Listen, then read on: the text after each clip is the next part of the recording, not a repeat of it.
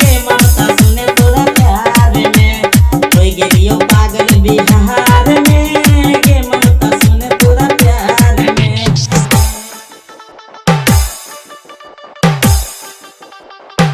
कोई गेलियो पागल बिहार में गे ममता सुने तोरा प्यार में Kanchan Raj Jafarpur Kanchan Raj Jafarpur digital audio recording studio पुराना मछली बाजार कोई गेलियो पागल बिहार में गे ममता सुने तोरा प्यार में गे ममता सुने तोरा प्यार में गे छोरी इतना चले ना उमंग गे पिंटू अजया करो दिल से पसंद गे छोरी इतना चले ना उमंग गे पिंटू अजया करो दिल से पसंद चले चीरो हनिया सीना से हटाई के बरसा के छोरा चुमले तो सटाई के कहे छोरा सुने गे ममता कहे छोरा कहे छोरा सुने गे ममता कहे छोरा सुने गे ममता घूमे छी गंगा बाजार में बाजार में बाजार में कोई गेलियो पागल बिहार में गे ममता सुने तोरा प्यार में कोई गेलियो पागल बिहार में गे ममता सुने तोरा प्यार में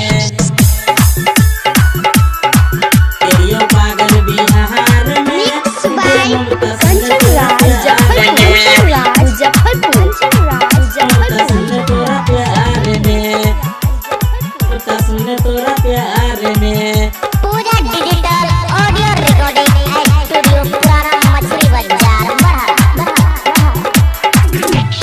एक बचपन से कोई हो प्यार गे हमरा टूटिया कर दी इनकार गे हमरा संगे कर ले बफाई बिजू बिटू के खिलैली मलाई तोरा संगे हम कियो सलीला पे छोड़े हम हो गेल गीला कहै छ गोपाल दीवाना गे छौरी कहै छ गोपाल दीवाना गे छौरी कहै छ गोपाल दीवाना गे छौरी ले जे तुम्हारा बाजार में बाजार में बाजार में कोई गेलियो पागल बिहार में गे ममता सुने तोरा प्यार में सुने छोरी गोरा की केल दीपक दिलदार से नैना लड़ाई सुने छोरी गोरा की केल दीपक दिलदार से नैना लड़ाई और लक्ष्य पीछा बेकार में बेकार में बेकार में कोई गेलियो पागल बिहार में गे